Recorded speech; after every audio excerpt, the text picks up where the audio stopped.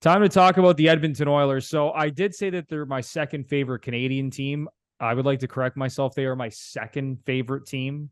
Some people have asked me if this is a joke or if this is a charade that I'm putting on. Is this a bit? Well, I'll leave that up to you to decide. Okay. Well, Bruno, my second favorite team is doing better than your second favorite team. Yeah, but they're actually your second favorite team. Yeah, he's fucking rubbing it in. Boots on the ground in Ottawa. Michael Lepore loves his Ottawa Senators. But no, we got to talk about the Oilers because it's still a shit show over there. They're 5-10-1. Now, as we are recording this episode, they are in action against the Florida Panthers. Let's do a live score update. And by the time we post this, it won't be live. But it's 2-2 at the end of the first period. Let me guess, 2 power play goals for Edmonton. 2 5-on-5 goals. What? Unbelievable. The new coach has turned it around. Connor McDavid scored the first goal of the game. So he's now up to 14 points in 15 games. I will make the point that they blew a 2-0 lead and they're getting outshot 12-6. Yeah, that is true. Yeah, that is true. So they're probably going to lose this game. We'll see what happens when we post this tomorrow. But yeah, I mean, McDavid is not playing well. He's probably playing through his injury still. He's under a point per game. Like it's crazy. Draisaitl, 6 goals in 16 games. I mean, he does have 21 points in 16 games, but like their top 2 guys aren't playing well. Whenever Mark Spector is posting an article on sportsnet.ca talking about McDavid and Draisaitl and them spiraling out of control and they don't know what's going on.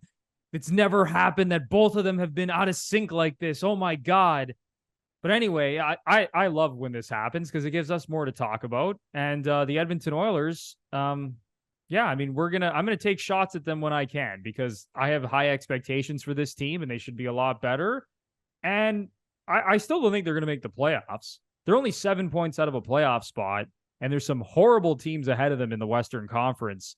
But and even Jack Campbell, Lepore, we were talking about this before we started recording. He's been abysmal. And even in the AHL, he's been abysmal. I know you have his numbers. What do you make of this whole Edmonton situation? Like, I personally think it's over.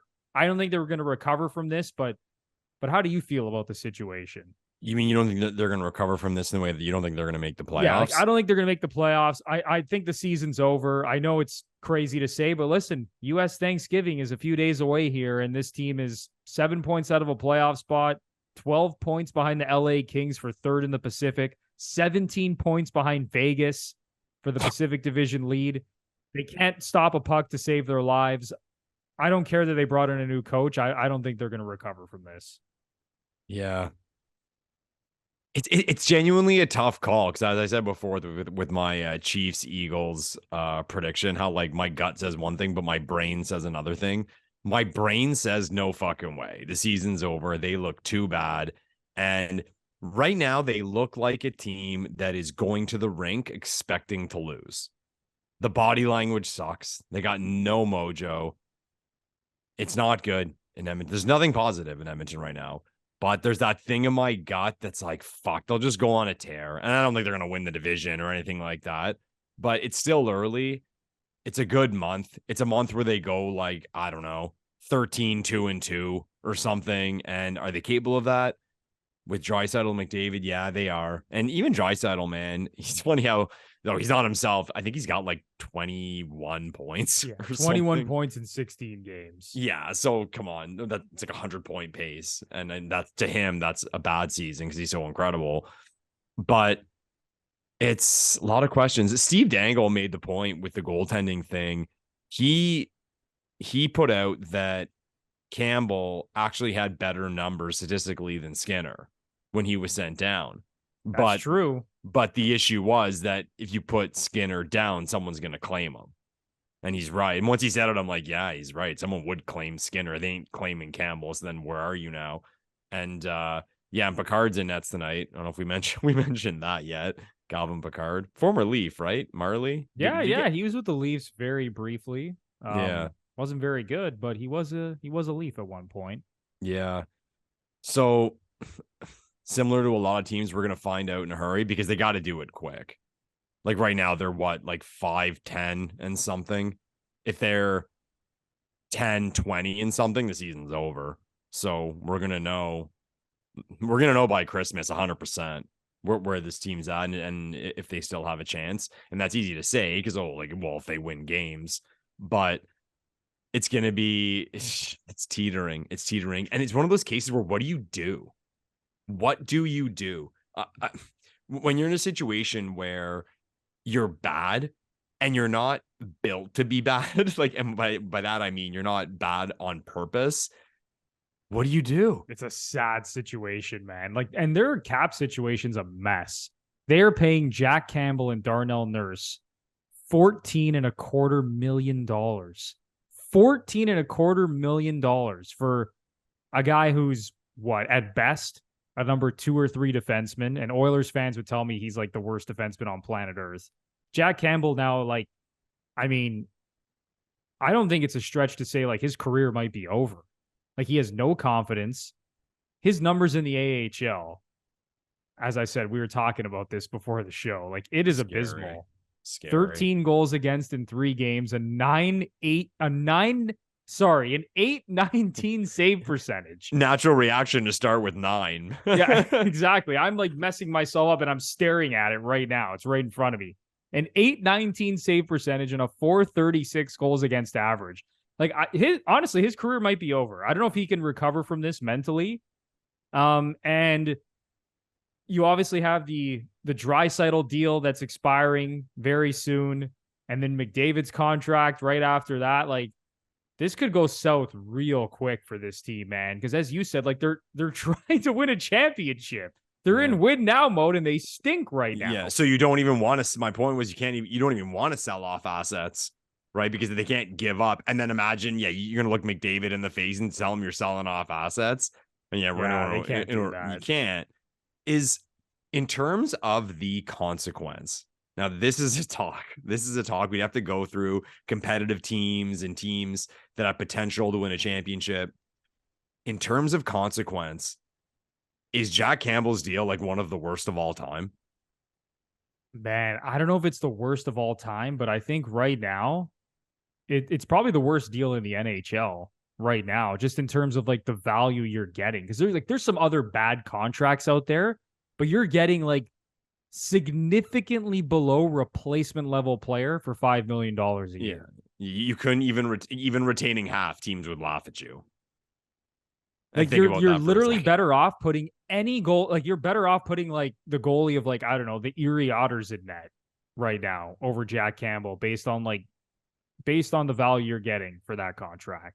Yeah. And to be clear, I'm not saying it's the worst contract of all time. People are what's this guy talking about, David Clarkson? No, but the Leafs weren't very good and nobody was picking them to win the Stanley Cup. So the consequence wasn't of great magnitude.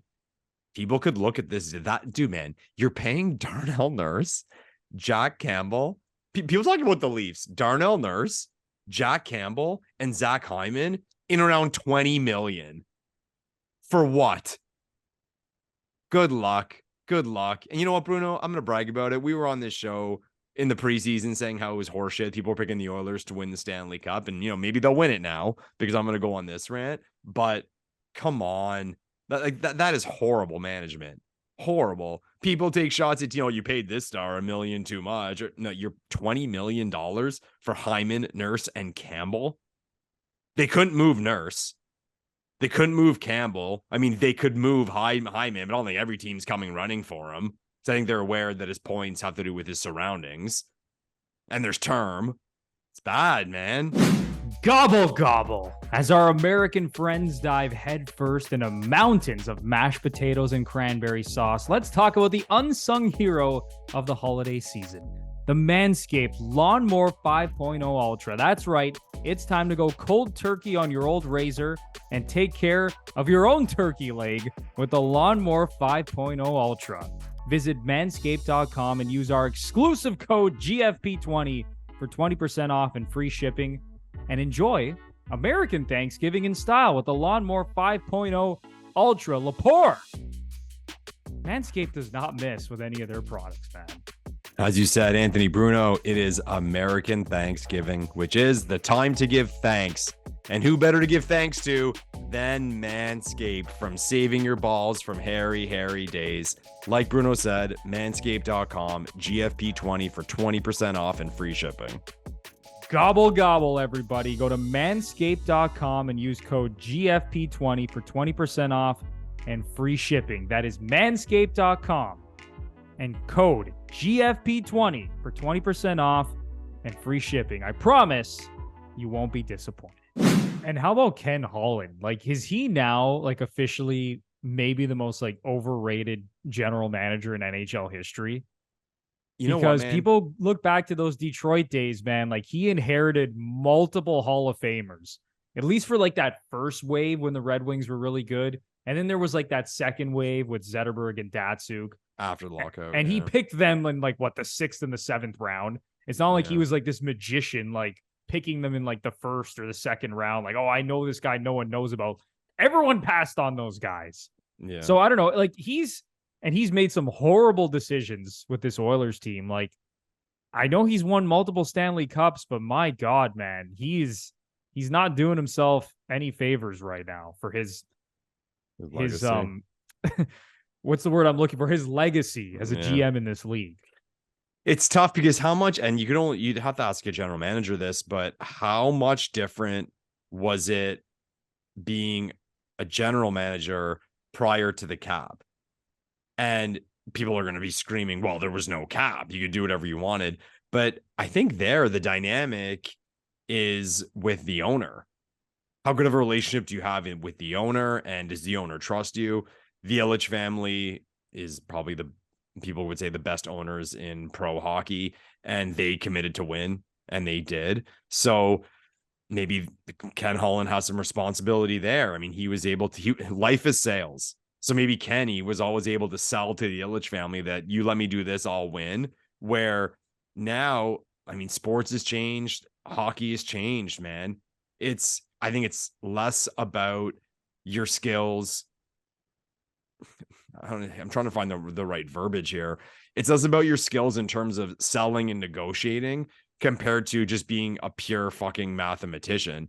And it's hilarious now, man, because you'll see these posts on Twitter of, oh, so-and-so team is looking for something hockey operations.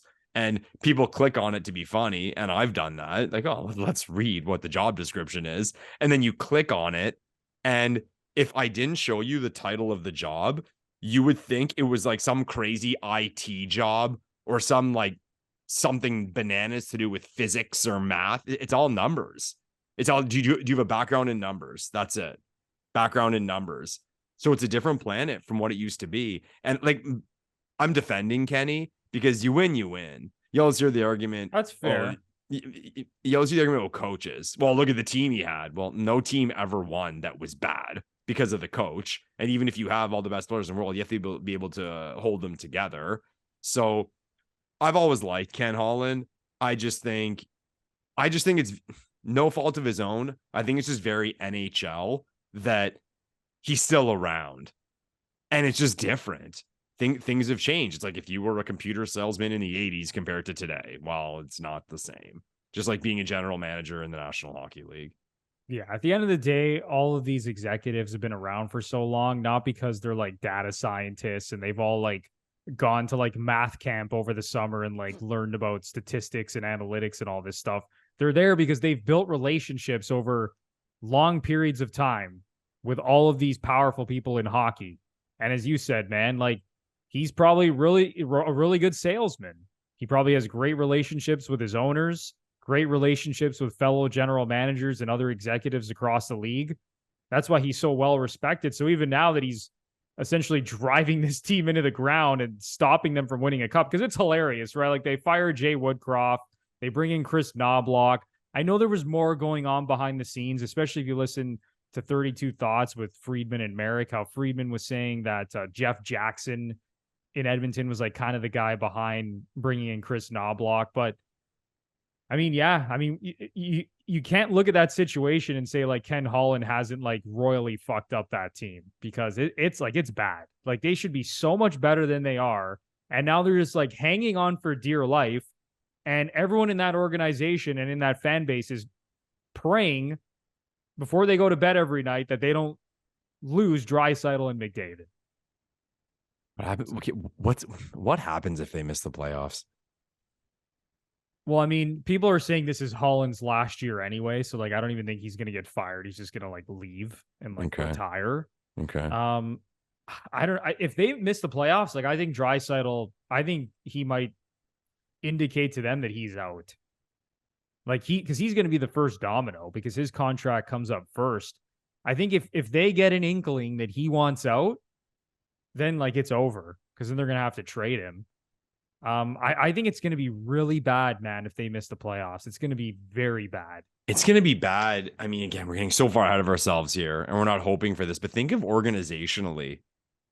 If this team, say, misses the playoffs and you said, imagine Draisaitl wants out and then you have to think McDavid's not going to stick around. That could be like a slow, brutal recovery for the Edmonton Oilers. And let's face it, they were obviously a powerhouse in the 80s, won their cup in 1990. Then the year after the lockout, they had that run to the final. But in between, they have not been good. Full stop. They've had a lot of down periods, and it shows with how many first overall picks they've had.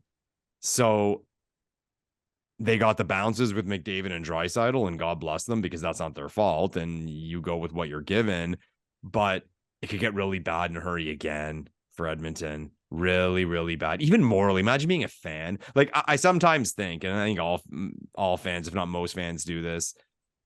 If this Leafs team, you don't even want to say, oh, if they don't win a cup, but even if they don't make a final or give us like a hard run to the conference finals, that would be shit, man.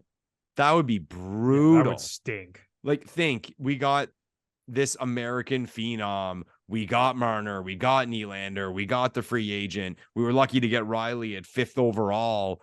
And to never even say make a conference final, that would be a kick in the nuts. That would be a colossal disappointment. And I think about that from the side of the Oilers.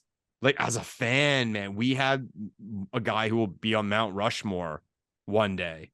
And another guy who was like the best German player ever, not even close. And some people put him as the second best player in the league. And we never like imagine they don't even imagine like we've already seen the best from them getting swept against Colorado in the conference final. Like imagine that's the furthest they ever get. We have to assume that is they get to a cup. Bruno, we'd bet right now that's the furthest they're gonna get. Yeah. Sad, man. It is sad. And Canadian fan bases are passionate. They love their team. So I do feel sympathetic if that's where it ends up, because I have those fears as well about my favorite team. Well, I miss the Oilers fans in the comments who used to chirp us all the time and tell us how stupid we are. I haven't heard from them recently, so I'm wondering where they are. I'm going easy on Oilers fans, man. Like, this is rough, bro. Would love to hear from you, Oilers fans. I'm calling you out. I want to see you in the comments section.